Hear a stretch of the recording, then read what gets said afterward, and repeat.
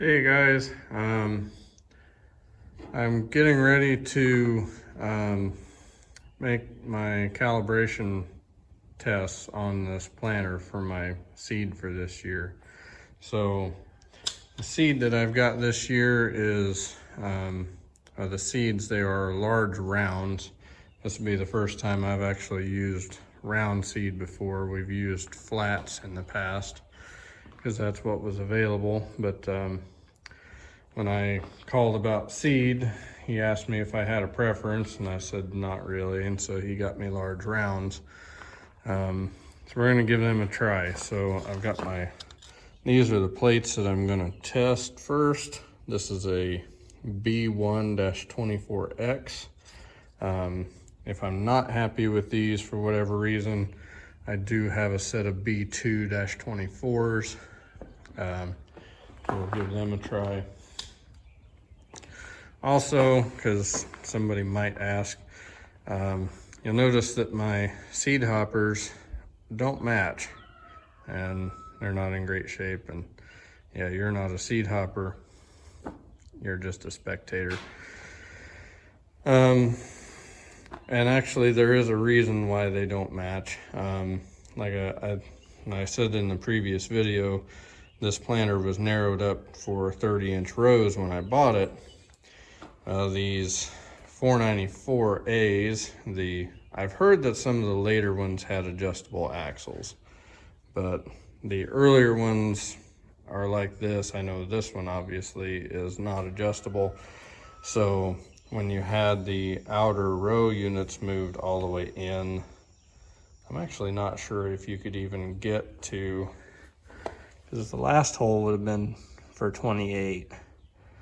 Because they were rated to go to 28. I'm not sure you could have actually used it. But anyway, it was there. With this narrowed up for 30 inches, the large seed hoppers would hit the tires. So in order to run it on narrow rows, you had to change the seed hoppers at least on the outside 2 rows. So obviously whoever had this in the past kept the original center 2. And I've kicked myself for the last 4 years that I've had this, because at one time I had a very nice full set of these, and at the time I thought, I'm probably never going to have a 4-row planter, and the planter I had good hoppers on it, so I sold them way too cheap. And yeah, like I said, I've been kicking myself ever since I bought this, because they would have been much nicer than those.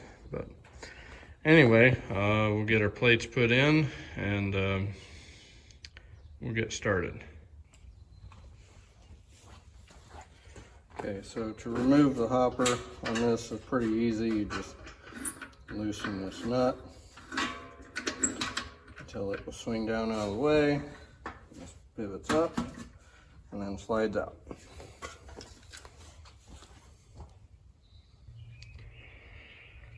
Okay, so we got it upside down on the table now. I've already popped this clip back so I could flip it up, and I had to do that off camera because I can't do it one-handed. Now you will notice this has shiny black paint on it, and it has a John Deere sticker on it.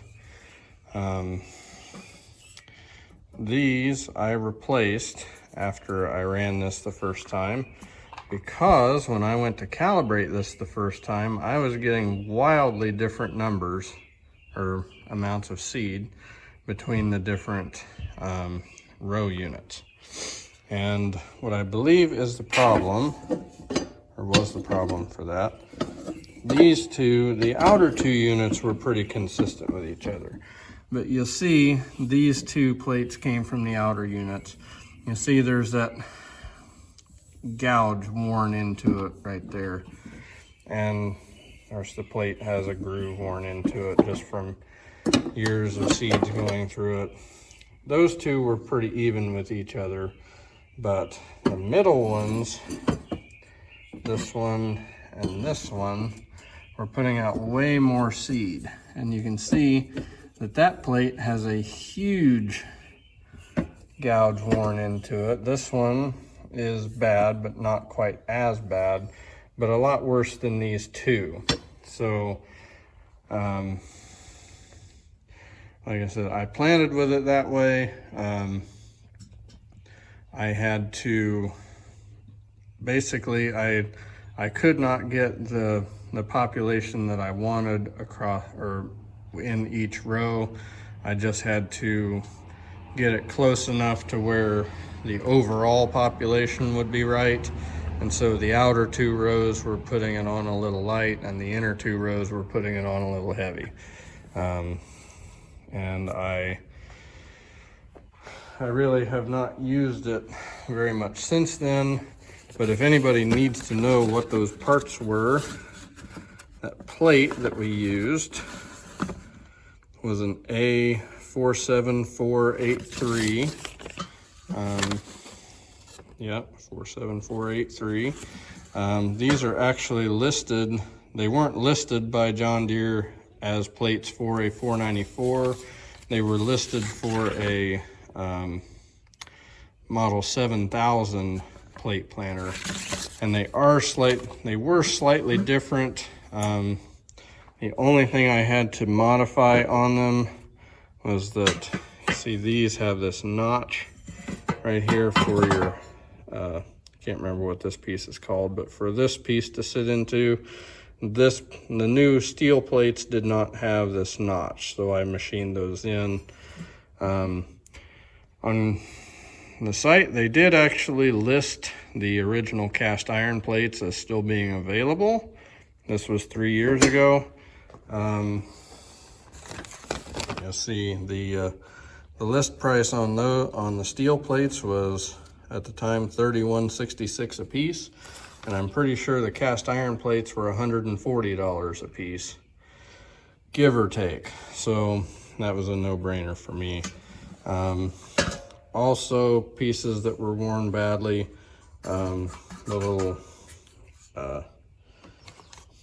the gate, yeah, this calls that a gate, the A35968. Those were also worn very badly to go with the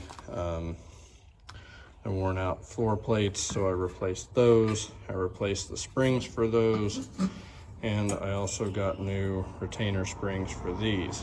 So yeah, that basically doubled the value of the planter, or doubled what I had in the planter. But anyway, we'll get our plates dropped in, and I'm gonna blow this out real quick, and I'll get them all put in, and we'll put seed in it, and we'll start making our test runs. Okay, so I've been greasing this as I've gone with getting the hoppers ready. The last thing I've got left to check really is to check the gearbox lube, and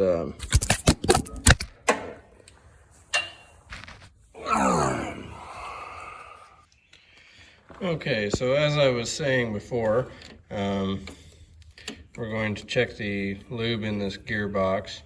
Now the book, when these were new, John Deere specified using 20 weight engine oil in these. And when I got this, of course, I was reading a lot about it, and a lot of people said don't bother with that because it won't stay in those gearboxes. The best thing that you can use, that looks pretty full. The best thing that you can use is something like cornhead grease, or what I use, never mind the brand, but it is a 00 grade grease, pourable grease, and fill the gearbox up with that, and it will actually stay put, and it's thin enough to still flow around and lubricate everything, but it's thick enough that it's not all going to run out. So that's what we do with those.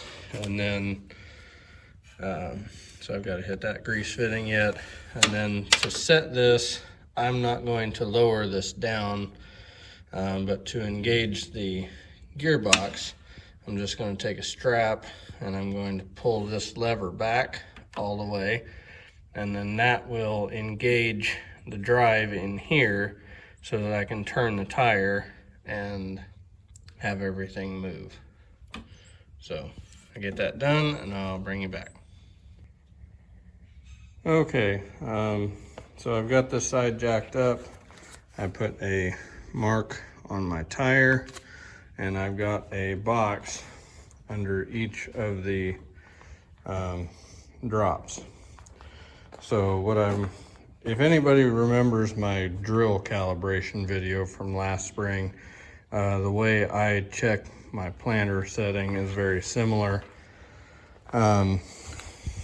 Except the main difference with this is that I only go 5 turns on the tire, and instead of 20 like I normally do with the drill. And then when I stop, I pull each box individually and count how many seeds are in the box. And so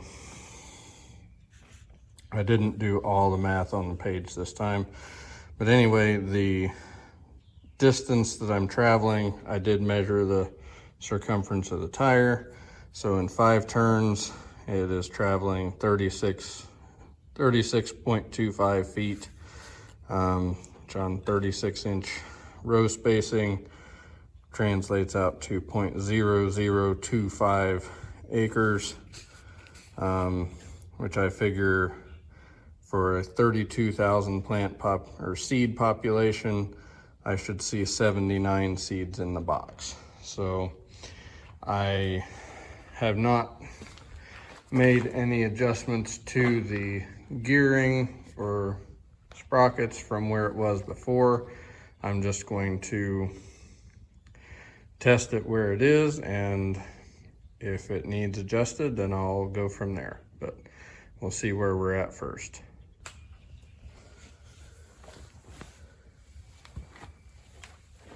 I did already turn the tire a few times just to make sure that everything is turning and the plates have seed in them, so I'm not starting with empty cells in the plate. And I've emptied the boxes all back out so we can start clean. So 5 turns.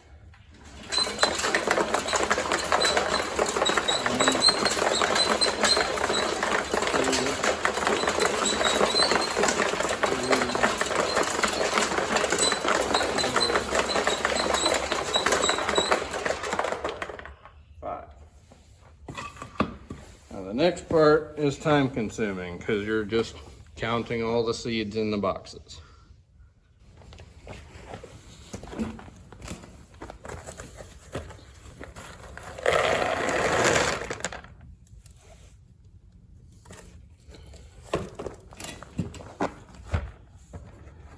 One, two, three, 4. I just group them up, or I don't try to count. I just group them or put them together into groups of 10 and then space them out around the edge of the bucket. And then, so that way it's a lot easier to keep track of where you're at and not lose count. And I'm working with small enough numbers that if I don't have to take my shoes off to count that high. So there's 5, 8, and 10.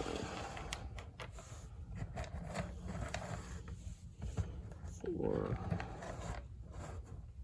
8, 10,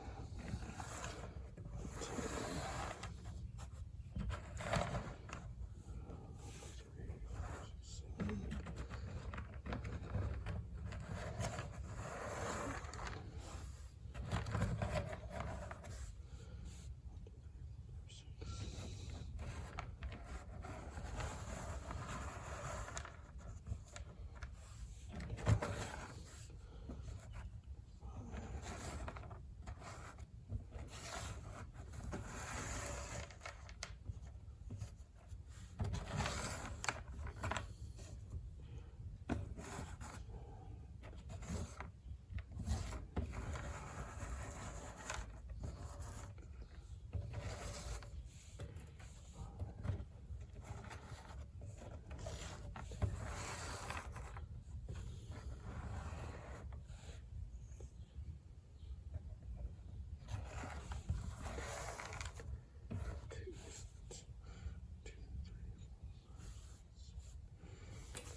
82.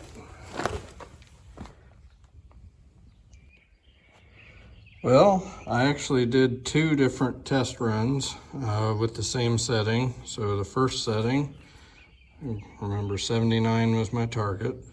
From the first run, I got 80, 79, 82, 76. So I did it again, I got 79, 78, 78, 75.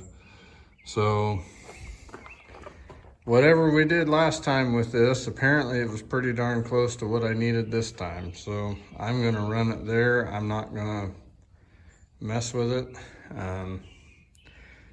I will have to change sprockets for sweet corn and popcorn because they're a lot smaller seeds, and I don't have plates that handle them really, really well. So I end up with some doubles from that. But I'm really happy with that plate and this seed. It seems to work fairly well, and I'm really excited. I think this is gonna work out pretty well. Find something to knock on. I think this might work out okay. So anyway, I'm gonna go ahead and call this a video because you've seen one. The other seeds aren't really that interesting. I suppose since we didn't do anything about it, or didn't do anything with it, on these planters you do have some, come on focus, you do have some sprockets that you can change. You got 2 sprockets here, you got 2 sprockets down there on the gearbox, and then of course I don't have the light on.